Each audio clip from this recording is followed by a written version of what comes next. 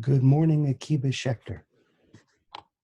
Today, we observe Tanit Esther, and so I'd like to wish you a Tzum Kal, an easy and meaningful fast. Tonight and tomorrow, we will celebrate the festival of Purim. Purim, as you know, is filled of 4 essential mitzvot that are to be fulfilled both nighttime and in the day. That is, the hearing of the Megillah, Kriyat Megillat Esther. Matanot le'evyonim, the giving of charity or tzedakah to those who are less fortunate, the poor. A Sudat mitzvah, a festive meal in the afternoon of Purim. And Mishloch manot, giving of portions of food to friends and neighbors. We also have the practice of dressing up and engaging in other party-like, almost Mardi Gras style activities as part of the ritual celebration of this festive day. The combination of the mitzvot and the costumes that we wear create a holy carnival-like atmosphere.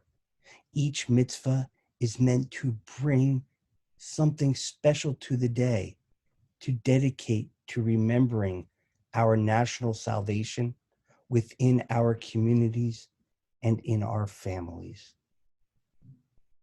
The mitzvah of Mishloch Manot is perhaps the most unique in that it requires the giving of portions of food, not to those less fortunate, but rather to our friends and our family.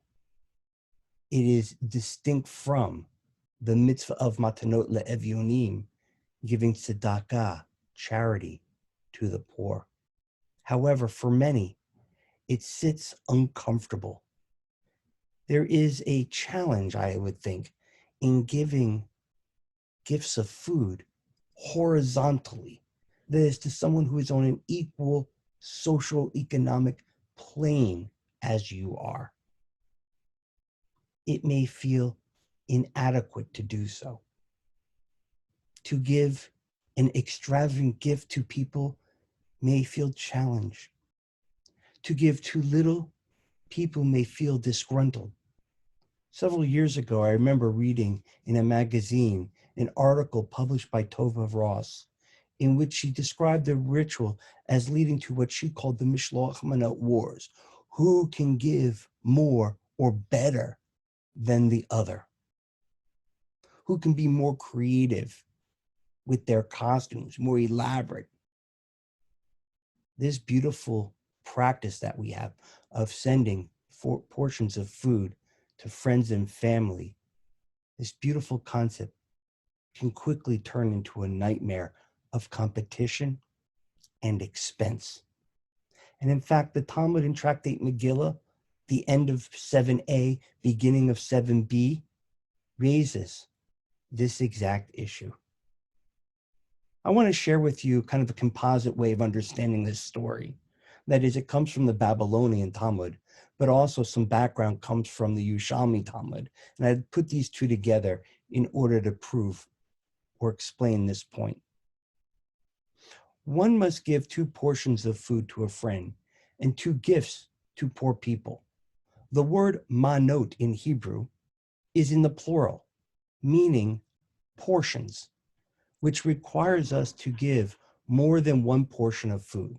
However, there are those who have misunderstood what this means and feel that the way of defining manot, portions, is that it should be 2 distinct different types of food that actually require 2 different brachot, 2 different blessings. So, for example, maybe a cookie, a homintashen, a mizanot, or something to drink, shehakol. But in fact, this is the farthest thing from the truth.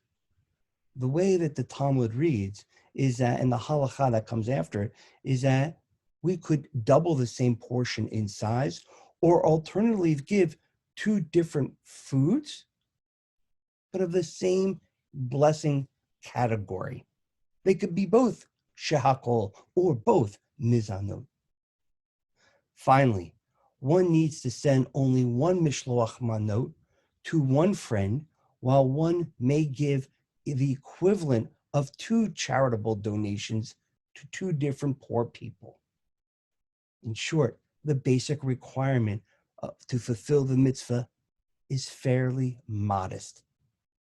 In reality, people often give dozens of mishloach manot to family and friends and neighbors, going well beyond the strict letter of the law and possibly the spirit of the law and tradition. The Talmud continues with the following story. It begins with an interaction between Rabbi Yehuda Nasiya and his colleague Rabbi Oshaya. Rabbi Yehuda comes from a wealthy family. Rabbi Oshaya, not necessarily so. Rabbi Yehuda sent a leg of calf, a 3-year-old calf, to its mother, and a jug of wine to Rabbi Oshaya.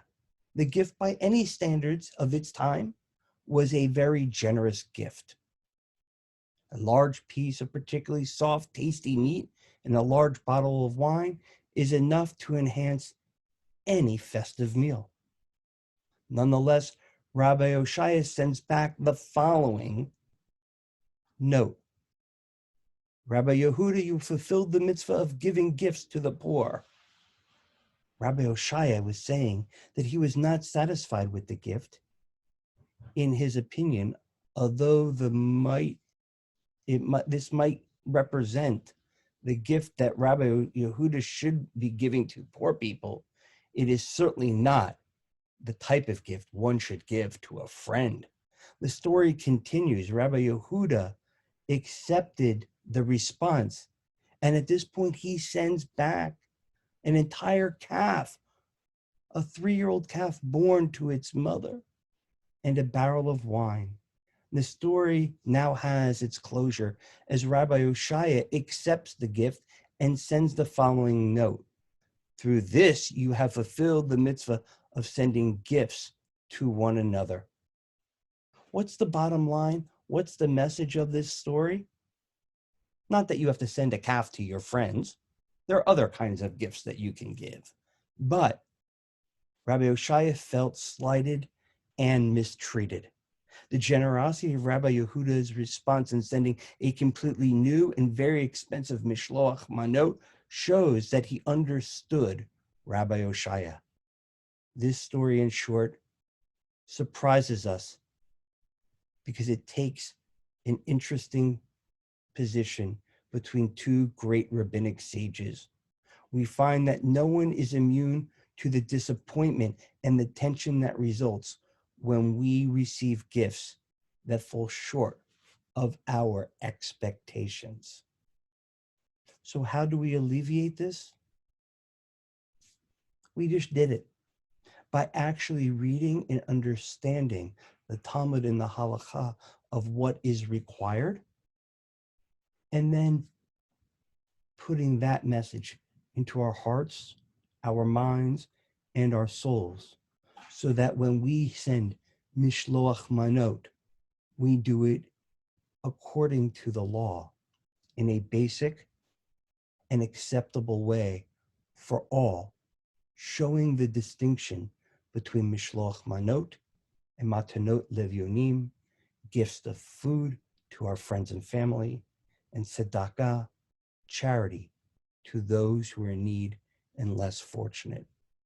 I wish you again a tzum kal and a Chag Purim Sameach. See you Monday in school.